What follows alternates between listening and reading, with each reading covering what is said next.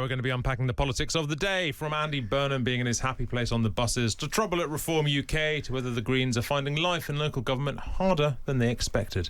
And here in the studio, in what I hope is their happy place too, or at least not their miserable place, it is Patrick Kidd. Hello, Patrick. Morning, Hugo. How are you keeping? I'm fine. Yeah, I'm doing well. Thank you. It's about to rain. It makes me happy. It's very exciting being about to rain, particularly for you. Given the test match is about to start, so it's good. Yeah, given that you are indeed a plant. And we're also joined by the new Statesman political correspondent, Megan Kenyon. Hello, Megan. Hi, Hugo. How are you? Yeah, I'm good, thank you. You excited about the rain? Yeah, I am really excited about the rain. We had a puddle in our back garden this morning. It must have rained in the night. I'm sorry I didn't notice it happen. I've got the kids out. We could have gone and danced in it. Yeah, for sort of 30 seconds of dampness. Anyway, the rain will come. I believe the rain will come. Let's crack on. I want to start with news about Reform UK. News from the Guido Fawkes website that one high-profile member, Tory defector Tim Montgomery, formerly of this parish as well, he was once my comment editor, has been suspended from Reform UK. He has been highly critical in recent weeks of the Home Affairs spokesperson Zia Yusuf particularly. He also questioned Nigel Farage's decision not to appear at the count at the Clacton by-election, and he's been speaking to the Spectator podcast. Here's what he said. There are a lot of people who are on no speaking terms with Zia, and it's nearly always Zia who initiates this. It needs to end. You cannot behave like a child in politics. You cannot have litmus tests, on so many litmus tests where you stop talking to people. Well, it seems he was suspended for being too critical in public. Megan, Nigel Farage has been criticised for being too thin-skinned, but given how critical of him and of Reform Tim Montgomery has been, is this any surprise, really? I think it is quite surprising. I guess Tim Montgomery had literally announced on that podcast that obviously he had founded the Conservative Home website, that he's doing one for Reform. I don't necessarily think he's disloyal, but I think it's interesting that parties are now sort of, even if people internally are criticising them, they're very quick to kind of get rid of them. That seems to be something sort of, I guess that's been going on for a few years. We've seen it sort of with Labour have done similar things too, but I guess the Zia Yusuf problem does seem to kind of be it's got a long tail. It's sort of dragging out, and I think they will have to do something about that soon. I mean, last year Zia Yusuf, I think he resigned from his role, so he's hardly had kind of a harmonious time in the party over the past 12 months. Patrick, there are a lot of splits within Reform, from the kind of sort of red-trousered bankerism of Nigel Farage all the way to the sort of Christian nationalism, perhaps, of Danny Kruger. But this seems to be more about... This isn't really about sort of a political split. This is just about falling out. Yeah, and as Megan said, we have seen this a bit recently. We saw it when Corbyn was leader of the Labour Party, and it's the purity test approach to politics, that if you don't totally go along with me on everything, you're against me, must be out. Kemi Badenoch is not selecting candidates because they don't agree with her on net zero or the ECH. Oh, God, I can't do it. European Court of Human Rights, yes. Yeah. These aren't people who are going to make a point of opposing it. They just don't agree with her. And it seems like it's this case with Tim Montgomery, that if you're not totally behind Zia Yusuf and you can't say that perhaps he should tone it down a bit and not call a former Defence Secretary a traitor, then you must be out. Well, that's fine, but you'll quickly lose a lot of your fringe... Well, quite a large fringe of your supporters. I'm a big believer in big tent versus small gazebo, and if you're going to win government, you have to try and have as many people inside as possible. One could argue, I suppose, Megan, that Reform is more vulnerable to this sort of thing than most, because by definition it is a party that is made up of people who've been unable to get along with bigger, broader parties. And so, I mean, Danny Finkelstein said on the night of the 2024 general election the biggest danger for Nigel Farage was falling out with his new MPs, and of course Tim Montgomery isn't an MP and Zia Yusuf isn't an MP either, but that point still stands, doesn't it? Yeah, and I think this also speaks to something in Reform that I think, if you look on the other side of the political spectrum, the Greens have a similar problem too, is that who would succeed Nigel Farage? Who are the candidates to do that? And I guess Zia Yusuf, you could speculate that maybe he's trying to position himself as the person to do that, but Reform kind of has for a long time been the Nigel Farage show. And yeah, you're right. Like, I guess when the 2024 election happened, there was definitely sort of, you know, Richard Tice had to step down as leader, obviously now deputy. It's sort of like we saw Farage Fest last week. It really is kind of tied to him and his personality. But if you want to run a political party, it can't all be about one person. That isn't how it works in the UK. You've already had one split of egos with Rupert Lowe, of course, going off to form Restore. And then within Restore, there are people who think that Rupert Lowe is dangerously woke because he doesn't actually want to export everyone who doesn't have pure blood. I think this is quite worrying. The thing about Tim Montgomery, and I know him well from when he was at the Times, is about 15 years ago he wrote one of the most interesting comment pieces, and I often think of it, about a realignment of politics. Yeah. And the argument was that actually all parties are coalitions, but sometimes you're in a coalition with someone in a different party because on the big thing. And this was before the Brexit referendum.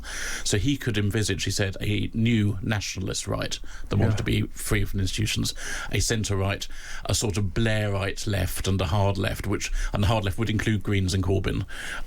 But, you know, David Miliband could be in the same party as Ken Clarke or something like that. And it was a really interesting way of seeing how politics might change. We've got that to some extent, but, you know, if now they can't be a coalition because they disagree on pretty small personal things, then do we split into 8 or 10 parties instead? Well, so I know Tim well, and he's a very broad-minded person in his politics. And that when he was my commentator, so as our politics differed. Every single week they differed, but he loved a column he disagreed with. A lot of people really get very challenged by stuff they disagree with. He really absolutely didn't. So he does have a sort of a big thought approach here. I wonder, Megan, is the problem really? We can talk about the various problems reform has and why this kind of thing happens. Is the problem just Zia Yusuf? Because there's been a lot of sort of, you know, incendiary language from Zia Yusuf lately. He does seem to be very keen on picking a fight. Fraser Nelson was talking about him in the studio last week, and he said actually in person Zia Yusuf is a very mild and friendly guy, but he does seem to have this political persona where everything is a big fight. Well, yeah, and I guess it's sort of, you know, we're in this moment when so much of politics is kind of fought online and on Twitter in particular, and obviously, you know, a lot of his tweets, I mean, we were talking about the Ben Wallace tweet, kind of, you know, using the language of traitor. A traitor and a moron, he called him. And I think obviously we've seen similar with Zach Polanski kind of tripping up with some of his social media activity. So I think, you know, it's like we have gone to this point where we're sort of pushing things into the extremes, but actually, like, is that a comfortable ground for reform to sort of occupy if they've then got restored to their right? Obviously they are super online, kind of, you know, it's an interesting one. I don't really have any advice for reform of what I would do with Zia Yusuf. But they're so desperate for engagement and for likes, and they're not thinking about who are giving the likes, how big the proportion of society is giving the likes. They're just getting a lot from very hyper online people. Well, look, the party held a party in Clacton after the by-election, and last night they posted a video of it on social media. Do you want to hear the song that accompanies it? I think you do. Listen to this. Watching it live on GB News. Big screens glowing as we wait for the call. One Clacton seat and we're watching it all. Westminster establishment had plenty to say, but the people of Clacton will have their day. Boards going up on every street, signs in the windows, everyone you meet. 3 little words wherever you go. I'm with Nigel. Now let 'em know. I can't confirm rumours that is actually Richard Tice singing in a leotard, but let's just assume. Wouldn't it be lovely if that was our Eurovision entry and it won? The BBC should put that up. It's a very swishly put together video. I mean, you know, there's expertise and some money there. It's cringingly naff as well. But you know, I didn't see anything in that video saying how they're going to improve the lives of people in Clacton. Yeah. It's all just a party, but it's very bizarre. But it's nice that they're having a party. I mean, because not every party can have a party. You know what I mean? It's like there's something here. It's a bit like it's slightly reminiscent of the parties that Labour would have under Jeremy Corbyn. You remember the Labour Live event in the London Park? You know, you do need to have a real sort of tribal identity to be able to do this. Oh, totally, yeah. And this has made me think of last year's Reform Party conference when I think it was Andrea Jenkins came on stage stage to sing her song, I think, that she had written, Insomniac. Yeah. I'm wondering whether we're going to have another kind of, big sort of, Eurovision-style event at Reform Conference this year. It's my first time going, so I'm quite excited to see some of that. I think that'll be excellent. I mean, Andrea Jenkins, she must be spitting they didn't get her to sing this. Yeah. It's very, very, I mean, very... she is like an opera singer, isn't she? Yeah. So, yeah. Maybe sort of, I think niche political pop songs, I think, are a real sort of special part of our politics that need to be protected. The more dreadful, the better. Did you hear Cat Binface's song last week? That wasn't. No. I'm not going to say it wasn't that much better. No, right. No, very much. That's what Those of us who have voted for Bimface in the past are disappointed if he's branching out into novelty songs. That's not what it's about. Well, I'd be surprised if he could sort of, muster a party, Camp Binface, though. You know what I mean? Like an actual celebration. Would you like to see all political parties doing songs like this, Patrick? Yes, I remember years ago when William Hague got Mike Batt to compose it wasn't a song, it was a sort of an anthem. Right. It was the Mike man Batt who'd done of the Wombles, the yeah. Wombles fame, Yeah. yes. But it was a sort of stream, it was a classical thing, but it was a very odd thing to go and ask someone famous for working with the Wombles to compose the Tory general election theme music. I guess, maybe we could have some kind of Eurovision-style contest among the parties. But will this become an anthem, the Nigel Farage on GB News I don't think it's perhaps quite catchy enough. Do you remember the great, what was it, the Brexit's Coming Home song that came out during the referendum? It had this amazing line that they've taken all our fish in it. I always think it was just the perfect summation of the Brexit debate. We'll come back to that in a little bit. But Corbyn had his seven White Stripes, Seven Nation Army chant, and that really caught on. Yeah, but at least that pre-existed. It wasn't commissioned especially from from Andrea Jenkins or whoever wrote that one. Look, coming up, Andy Burnham is at a bus station. We'll discuss that and how his first summer is going, and also we'll discuss how the Green Party is coping with its new power across England's councils. But first, let's get the latest news with Andy Hayes. Across the UK, on DAB, online and on your smart speaker. This is Times Radio. Thank you, Hugo. Good morning. A minister's told Times Radio the government will not be bullied by Russia over the use of British drones by the Ukrainian military. Moscow is threatening the UK with consequences after the Sunday Times revealed that Kyiv has used UK-made drones to strike deep into Russian territory. Elizabeth Braw is a security expert and a senior fellow at the Atlantic Council. Well, it's remarkable, really, that the Russians can get so worked up about drones. I think 4 years ago, that would not have been the case. Drones were almost sort of considered a bit of a bit player in this war, but Ukraine has had phenomenal success with its drones, which I think is why the Russians are so concerned about them. The Ukrainians have also had phenomenal success building, constructing, inventing drones. A green energy boss, who's also one of the Labour Party's biggest donors, has reversed his opposition to allowing new oil and gas drilling in the North Sea. Dale Vince now says it's pragmatic to save jobs by approving the Jackdaw and Rosebank developments. A British couple who were on their honeymoon and their pilot have died after their private helicopter crashed into a field and burst into flames just short of a heliport on a Greek island. The aircraft crashed in the Tholos area on the Aegean island of Sifnos. Police have named the couple as Alexander Cromie and Maria Ebert, and the Greek pilot as Georgios Rakos. And the pub chain JD Wetherspoon has banned the use of smartphone loudspeakers in all 792 of its outlets. It says customers have been driven nuts by the antisocial behaviour. Signs will be erected asking customers to keep their handsets on silent from now on. For a roundup of the news on demand, find the Times Radio news briefing on the Times Radio app. This is Times Radio.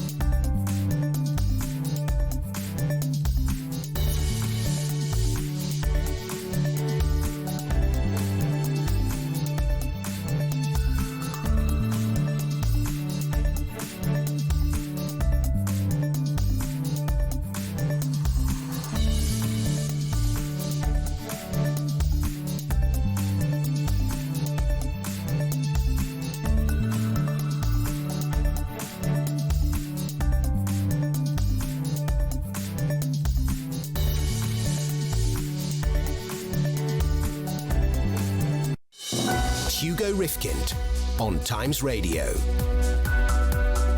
It starts with listening. Hello, Hugo Rifkind here on Times Radio, currently unpacking the politics of the day with Kenyon and Patrick Kidd. Andy Burnham is in a bus station in Manchester today as he continues his summer tour around the UK. The policy he's pushing is 24-hour free bus fares for disabled people. Apparently at the moment in some areas they're not free early in the morning and at the weekend. Also, Number 10 has announced that buses in the West Midlands will be effectively nationalised and run by the local mayor. He's posted this on social media. Government and local leaders have joined forces to keep vital bus services running for millions of people across the West Midlands, protecting thousands of jobs and empowering local decision-making to deliver better, more affordable and more reliable bus services. This is the first major milestone in our drive to giving communities more control over their own services. That's exactly what Number 10 North was created to deliver. When I said we would put power back into postcodes across Britain, I meant it. Patrick, Andy Burnham there. He's in the north. He's talking about buses in the Midlands. Could it be more Andy Burnham? I suppose not. I have some chips with gravy afterwards. This is the continuation of his Tesco tour, his Every Little Helps policies that aren't particularly earth-shattering, except that they probably do help those who they help quite a bit. For disabled people who get free bus travel to go to work, they currently can't use it before 9:30. Obviously, extending that means they can be more flexible with when they work. It's a policy that will cost 60 million and apparently come from existing budgets. So, great. If they can fund it from their budget. It's pretty small fry, but, at some point he's going to have to start doing some big policies. Well, that's what's interesting, I suppose, because he is very good at small retail policies, little things that do make life slightly better for some amount of people. He's not been tested on the huge stuff yet. Megan, can he sort of go all the way on this? Can he go all the way on sort of little adjustments to British life to make it easier, or is he sooner or later going to have to just basically have some sort of big argument that gives some people a reason to love him and some people a reason to hate him? Because he seems to be avoiding doing that quite credibly so far. Yeah, I guess because Parliament is still on recess, so they come back at the start of September, and I think in the lead up to the budget we'll start seeing some of those big fights sort of be litigated, and I think it will very much depend on how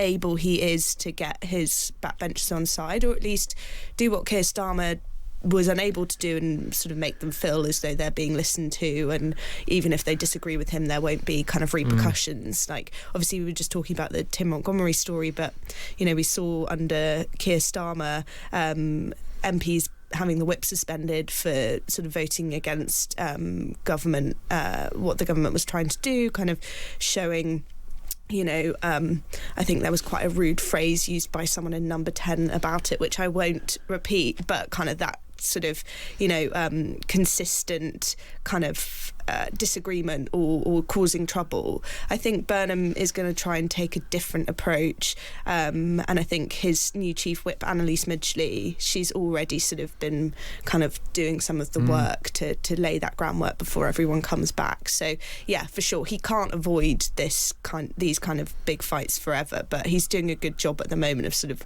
calming the waters.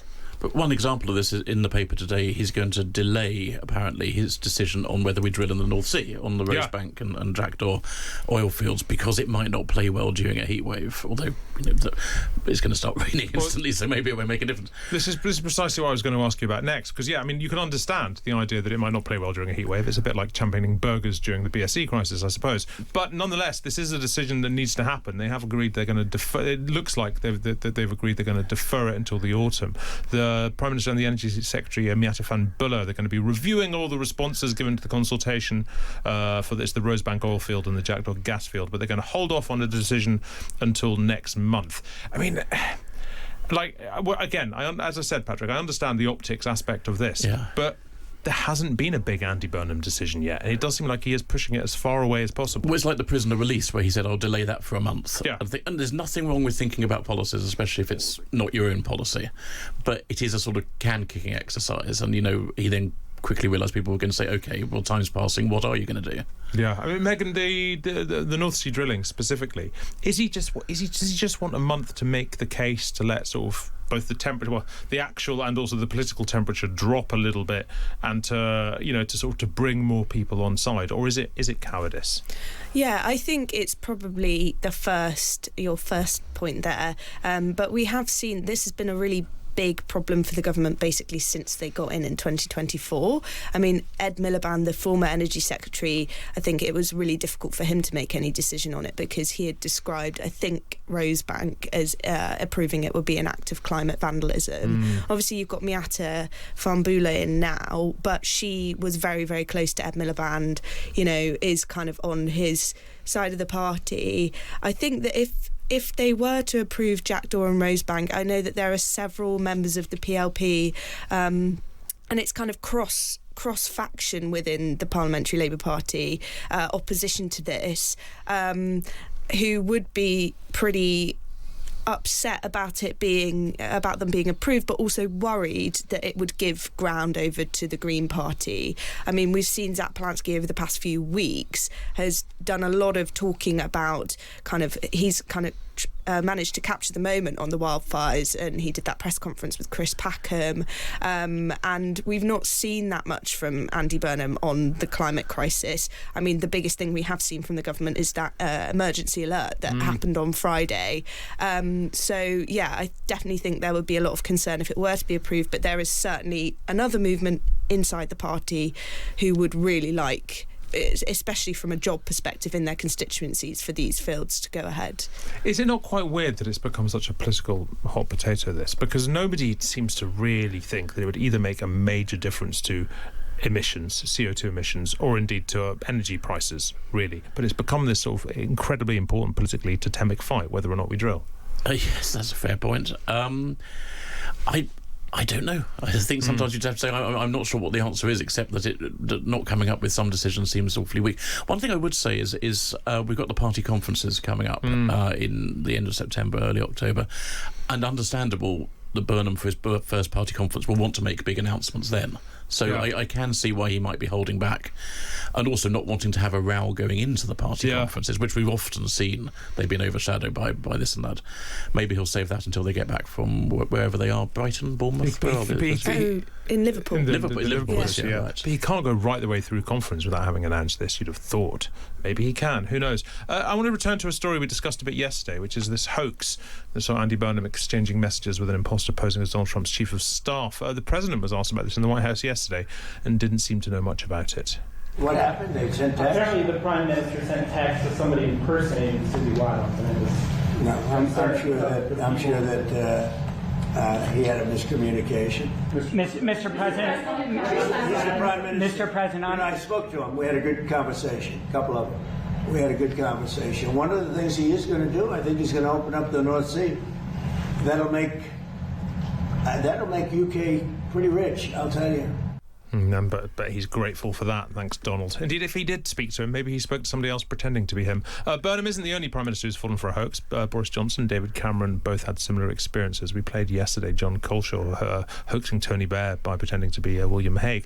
Megan, do you understand how this kind of thing can happen? Because you'd think the channels of communication would be much more formal than this, than him just WhatsApping somebody who turns out to be the wrong person. Yeah, I guess WhatsApp is just so ubiquitous in Westminster. It's what everyone uses to communicate. I think also The Guardian revealed, I think last night, that several other cabinet ministers have their numbers online, which Boris Johnson also famously did. For years as Prime Minister, yeah. So I think that, we have become, Westminster has become entirely dependent almost on this one communications channel. And I think it would take a lot to move people off it, because it's just so easy and convenient, and it's quicker than email, and but yeah, I guess Donald Trump there, he is notorious for journalists being able to just basically phone him up and he'll speak to them on the phone. It's like we're in this entirely different era of communications when it comes to politics, and I'm not really sure what the answer is to move away from that, other than, you know, ensuring that those channels of communication, whether they're on WhatsApp or not, are as formal as possible. Patrick, as a former diarist, you know, people texting the wrong person, that was the meat and drink of your whole profession. Well, indeed. I mean, one example that comes to mind was when Matt Hancock, the Conservative MP, and Mike Hancock, the Lib Dem MP, Mike Hancock received stuff that was meant to go to Matt. I think it was that way round. And to his credit, he contacted Matt Hancock and said, "I've got something I think's yours. I'm not going to look at it." Right. That's good one. But hoping that the favour would be done back in return if it happened. Also told you. Oh, yes. But nothing's come out about what Andy Burnham and the pseudo Susie Wiles actually said, which suggests it might have been quite tame. Well, Andy, how are you? Oh, fine, thanks, Susie. They've said it was of zero consequence, but you'd hope there isn't really too much small talk. You know, doing anything nice for the weekend. It's like, you know, you'd think they'd get to the point. No. Yeah, well, you would hope that, but you know, maybe he suspected and was. So some of the David Cameron ones, he had a conversation, then realised it wasn't, and so hung up pretty quickly. Yeah, maybe he grasped it. Let's talk about the Greens, Megan, because you've been writing about the challenges facing the Green Party now that they have controlling councils across the country, including Hackney, Lewisham, Waltham, Norwich. They've never wielded this much power before. They've barely wielded any power before. How are they coping? Yeah, I think it's definitely been a bit of a learning curve for them. I think there was they weren't kind of going into it blind, thinking this is going to be really easy and we're going to be able to do everything that we want. I guess my story that I wrote for the New Statesman earlier this week, there's sort of a movement within the party that started before the May elections, looking at how the Green Party can maintain its status as an anti-austerity party in a local government landscape where there is literally no money to do anything, because you get in, you think, I want to do some new bike lanes for my the residents of my ward, but actually all the money for that is going on social care or temporary accommodation. So the Greens are holding a summit in Hackney, an anti-austerity summit in Hackney in September, where I think there'll be some discussion, some cross-party discussion, although I have been told that Reform and the Conservatives haven't been invited. Right. So cross-party on the left, I guess. About how the Green Party can enact some of these anti-austerity policies. One thing that's been put to me is do several councils band together and enact no-cuts budgets, which would essentially be illegal. Councils have to set a balanced budget, but it was put to me that if one council did it on its own, then you get government commissioners going in and it would be all this like massive problem, more hassle than it's worth. But if several do it all at once, then do you create a political crisis? So it's quite an interesting discussion there. And I said it in the piece, but a little bit reminiscent of some of Derek Hatton's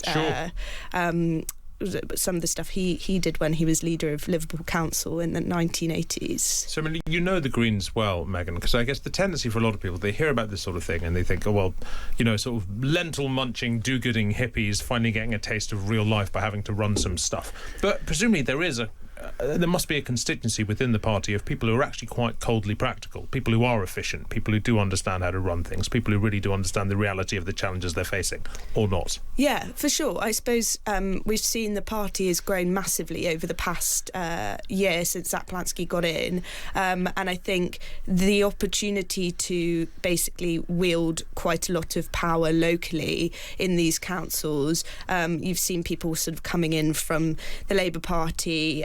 There's 3 London council leaders who are now Greens that were formerly Labour councils, so obviously Labour councillors, so obviously built up some experience there. So yeah, I think it will be really interesting as we go into party conference season, going to Green Party conference. I think this will be a really significant moment for the party, because they're sort of trying to marry up the fact that they've got all of these members, these new members. They're an extremely member-led party, but they've also got a bigger profile than they've ever had before, and with that comes a lot more scrutiny than they're perhaps used to. Well, you can see, Patrick, some of that scrutiny in the papers today. There's an insightful investigation from the Times' assistant political editor, Jerry Scott. She's been looking into WhatsApp group chats used by Green Party members.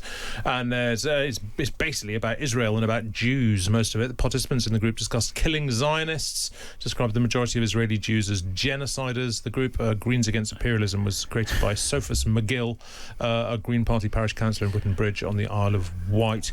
It's all, it's all the kind of stuff that did no favours to Jeremy Corbyn when he was leader of the Labour Party, and probably a lot of the same people as well. Well, indeed. Obviously, it should be said, these aren't official Green Party WhatsApp groups. That would be more serious, perhaps, but there are some people who have very strong views on very fringe issues, and the danger for them is at their party conference they've got to make sure that doesn't dominate. So I remember covering the conferences in the Corbyn era, and the number of motions that would be put down about not even just Gaza or Palestine, but sort of fringe South American countries. We must have. There was one point in one of Corbyn's speech where he just started talking about the Congo, and fine, it's an issue that needs addressing, but perhaps not if you're the Prime Minister in waiting. So if the party conference, I'm sure there'll be all sorts of debates about Gaza, and that will appeal to a lot of the people there, but will it speak outside the room? Megan, one never hears from senior Green figures, somebody like Zach Polanski, the frustration they must feel that their party gets bogged down in this stuff. And I wonder, is that partly because actually it's quite useful for them? It's useful for them to be the home of the Gaza protesters. Yeah, I think this, as I said, this conference is definitely a moment where the fact that, the Green Party prides itself in being really member-led. People can kind of join the Green Party if they've got a special interest that they want to see sort of fixed, or want like an outlet to sort of push this. They can do things like bring motions to the conference and kind of persuade all of their fellow members to vote for it. But I think Zach Polanski now, we're in this era of five-party politics. He has got a bit more of a platform. I think there's definitely a bit of a frustration that, okay, we love being member-led and we love how open and accessible the Green Party is, but we also want to be a serious political party, and we want the conference to do what the Labour Party conference or the Conservative Party conference might do, which is sort of express a message and have a platform. But it's difficult to do that when your members are kind of like, no, we actually want to talk about giving women time off for when they're menstruating, or we want to talk about defence spending. Obviously that's a big policy issue, but if you see what I mean. Yeah, for sure. Let's move elsewhere. Meta, the parent company of Facebook and Instagram, is facing a landmark jury trial in the US over claims its platforms have targeted and harmed young users. The federal court case, which begins today, stems from a 2023 lawsuit filed by 30 US states. They're seeking up to $1 trillion in damages, and also changes to the way Facebook and Instagram function for children. Basically, the idea behind this, Patrick, is this could be social media's big tobacco moment, where they are finally held to account for harm and addiction. Yes, and they're trying to get them to admit that things like autoplay and doom scrolling and algorithm referencing you, referring you unsuitable videos and things like that should be banned. I think that's great. It'd be interesting to see. $1 trillion seems... It's quite a lot of dollars. It's a bit of a Dr. Evil sort of suit, isn't it? $1 trillion, yes. But nonetheless, I think it'd be very interesting to see how this develops. Algorithms promoting your material, of course, is based on what you're looking at before. I remember one Conservative MP complaining because he said his Instagram feed was awash with pornography. Yes. And they pointed that's because you're looking at it. Oh dear. Yeah, I can remember people falling afoul of complaining about the adverts they were being shown. Particularly one MP, I think, talking about a particular niche form of dating site he kept seeing adverts for. And it was like, you need to learn about cookies, mate.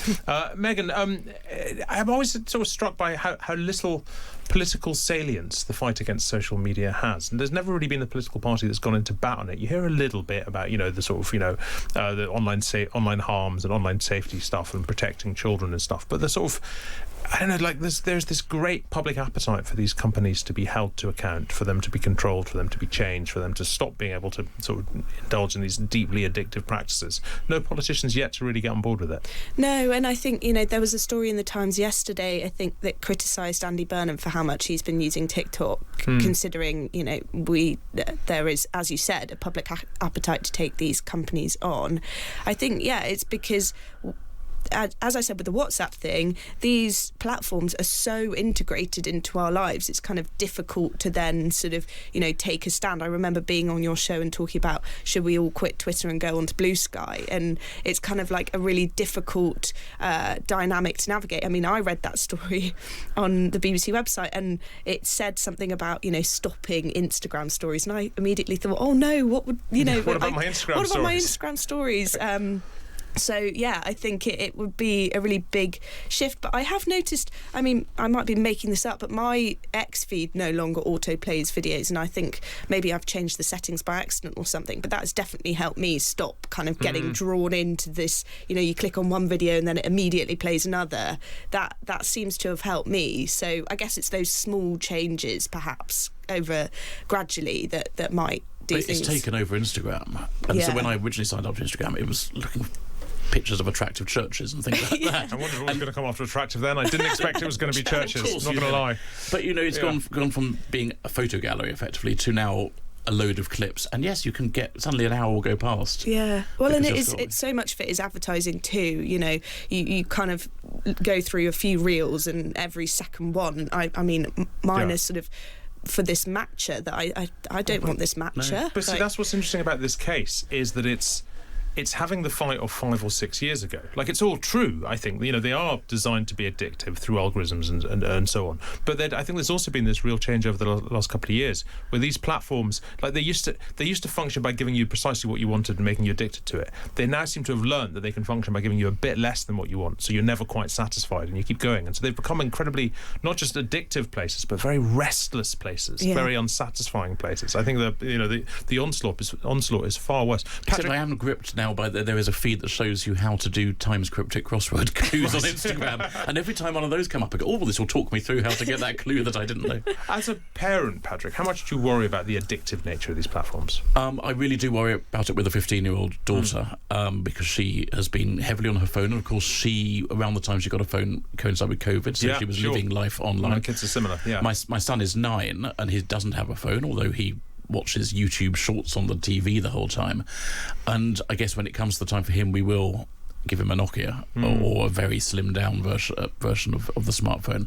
You can get ones that only give you effectively texting and phone calls. Yeah, no, been there, done that. And but of course, if everyone is doing the same thing, there's a pressure to go along with what their friends are doing. As I said earlier this morning, there's the fight you have when they're 9, which you can win, and there's the fight you can have when they're 12, which you can just about win. By the time they're like 14, 15, it's I mean, you're onto a loser here. All you can do is kind of and they're suddenly watching non-stop videos of the Times cryptic crossword. Absolutely, yeah, and look at curiously attractive churches.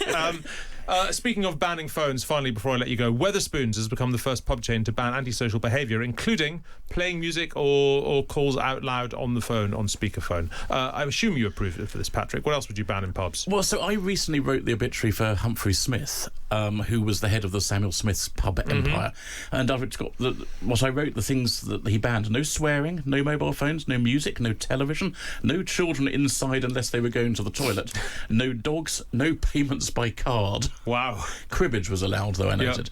It's the ideal pub, isn't it?